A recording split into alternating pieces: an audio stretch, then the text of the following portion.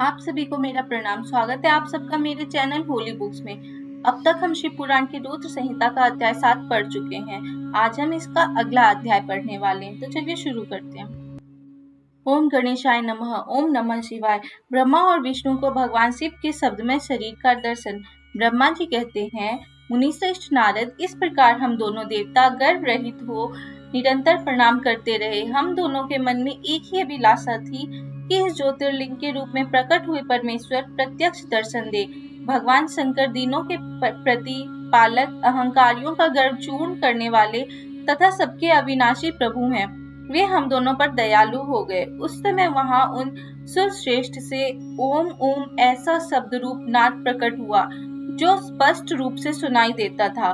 वह नाद प्लुप्त स्वर में अभिव्यक्त हुआ था। जोर से प्रकट होने वाले उस शब्द के विषय में यह क्या है, ऐसा सोचते हुए समस्त देवताओं के आराध्य भगवान विष्णु मेरे साथ संतुष्ट चित्त से खड़े रहे। वे सर्वथा वैर भाव से रहित थे। उन्होंने लिंग के दक्षिण भाग में सनातन आदि वर्ण आकार का दर्शन किया, उत्तर भाग में उकार का, मध्य भाग में मकार का और अंत में ओम इस नाद का साक्षात दर्शन एवं अनुभव किया।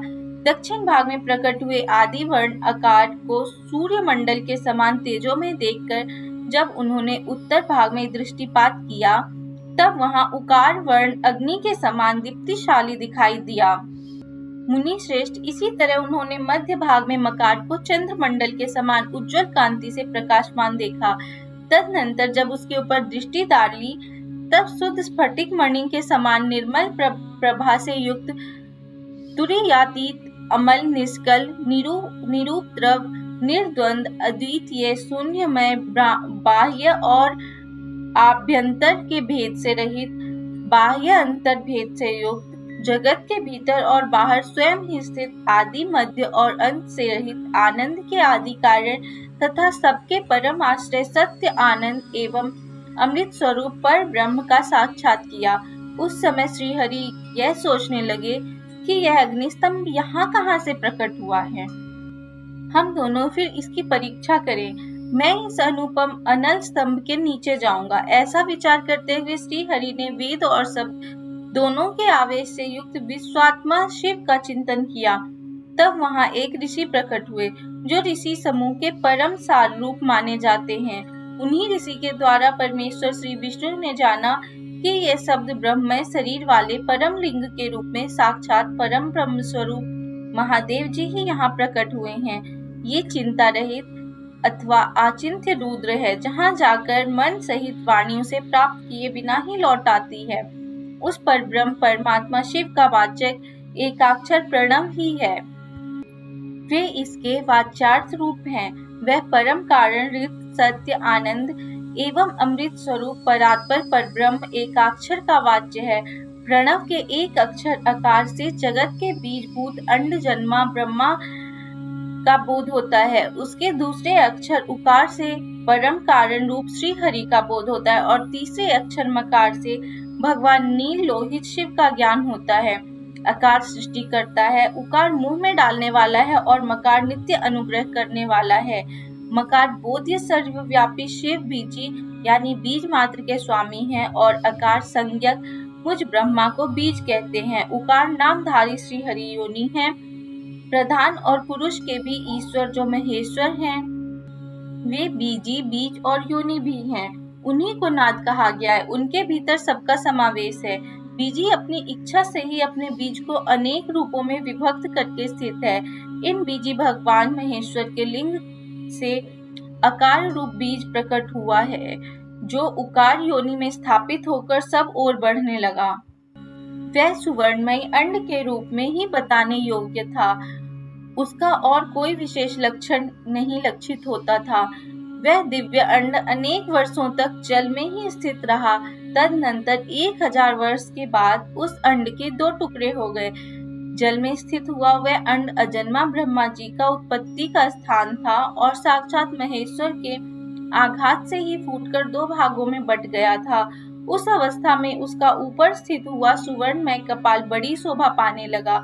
वही द्युलोक के रूप में प्रकट हुआ तथा जो उसका दूसरा नीचे वाला कपाल था वहीं यह 5 लक्षणों से युक्त पृथ्वी है। उस अंड से चतुर्मुख ब्रह्मा उत्पन्न हुए, जिनकी क संज्ञा है। वे समस्त लोगों के सृष्टा हैं। इस प्रकार वे भगवान महेश्वर ही अ, उ और म इन त्रिविध रूपों में वर्णित हुए हैं। इसी अभिप्राय से उन ज्योतिर्लिंग स्वरूप सदाशिव ने ओम ओम ऐसा कहा। यह बात यजुर्वेद के श्रेष्ठ मंत्र कहते हैं। यजुर्वेद के श्रेष्ठ मंत्रों का यह कथन सुनकर ऋचाओं और साम मंत्रों ने भी हमसे आदर पूर्वक कहा, हे हरे, हे ब्राह्मण, यह बात ऐसी ही है। इस तरह देवेश्वर शिव को जानकर श्री हरि ने शक्ति संभूत मंत्रों द्वारा उत्तम एवं महान अभ्युत से शोभित होने वाले उन महेश्वर देव का स्तवन किया। इसी बीच में मेरे साथ विश्व पालक भगवान विष्णु ने एक और भी अद्भुत एवं सुंदर रूप देखा। मुने, वह 5 मुखों और 10 भुजाओं से अलंकृत था। उसकी कांति कर्पूर के समान गौर थी। वह नाना प्रकार की छटाओं से छविमान और भांति भांति के आभूषणों से विभूषित था। उस परम उदार महापराक्रमी और महापुरुष के लक्षणों से संपन्न अत्यंत उत्कृष्ट रूप का दर्शन करके मैं और श्रीहरि दोनों कृतार्थ हो गए। तत्पश्चात भगवान परमेश्वर महेश प्रसन्न हो अपने दिव्य शब्दमय रूप को प्रकट करके हंसते हुए खड़े हो गए। आकार उनका मस्तक और आकार ललाट है। इकार दाहिना और इकार बायां नेत्र है। उकार उनका दाहिना और उकार को बायां कान बताया जाता है। ऋकार उन परमेश्वर का दायां कपोल है और ऋकार बायां। लृ और लृ ये उनकी नासिका के दोनों छिद्र हैं। एकार उन सर्वव्यापी प्रभु का ऊपरी ओष्ठ है और एकार अधर। ओकार तथा औकार ये दोनों क्रमशः उनकी ऊपरी और नीचे की 2 दंत पंक्तियां हैं। अंग और उन देवादिदेव शूलधारी शिव और दोनों तालु हैं। क आदि 5 अक्षर उनके दाहिने 5 हाथ हैं और च आदि 5 अक्षर बाएं 5 हाथ। ट आदि और त आदि 5 अक्षर उनके पैर हैं। पकार पेट है। फकार को दाहिना पार्श्व बताया जाता है और बकार को बायां पार्श्व। भकार को कंधा कहते हैं। मकार उन योनि महादेव शंभु का हृदय है। य से लेकर स तक 7 अक्षर सर्वव्यापी शिव के शब्दमय शरीर की 7 धातुएं हैं। हकार उनकी नाभि है और अक्षरकार को मेड़ यानी मूत्रेंद्रिय कहा गया है।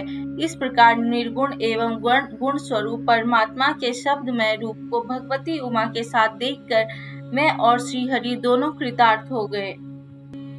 इस तरह शब्द ब्रह्ममय शरीरधारी महेश्वर शिव का दर्शन पाकर मेरे साथ श्रीहरि ने उन्हें प्रणाम किया और पुनः ऊपर की ओर देखा। उस समय उन्हें 5 कलाओं से युक्त ओमकार जनित मंत्र का साक्षात्कार हुआ।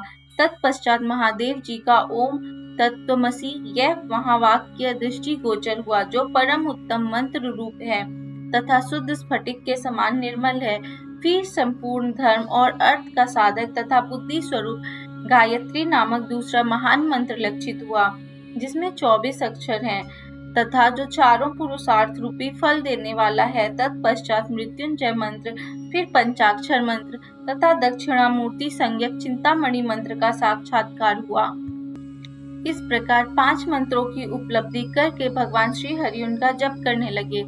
तदनंतर ऋक, यजुः और साम ये जिनके रूप हैं, जो ईशों के मुकुटमणि ईशान हैं, जो पुरातन पुरुष हैं, जिनका हृदय अघोर अर्थात सौम्य है, जो हृदय को प्रिय लगने वाले सर्वगुह्य सदाशिव हैं, जिनके चरण वाम परम सुंदर हैं, जो महान देवता हैं और महान सर्पराज को आभूषण के रूप में धारण करते हैं, जिनके सभी ओर पैर और सभी ओर नेत्र हैं, जो मुझ ब्रह्मा के भी अधिपति, कल्याणकारी तथा सृष्टि पालन एवं संहार करने वाले हैं, उन वरदायक साम शिव का मेरे साथ भगवान विष्णु ने प्रिय वचनों द्वारा संतुष्ट चित्त से स्तवन किया। यहाँ पर हमारा रुद्र संहिता का 8वां अध्याय भी समाप्त होता है। जल्दी ही हम मिलेंगे आपको इसके अगले अध्याय के साथ। तब तक आप हमारे चैनल को सब्सक्राइब, लाइक और वीडियो को शेयर जरूर कर दीजिए। धन्यवाद।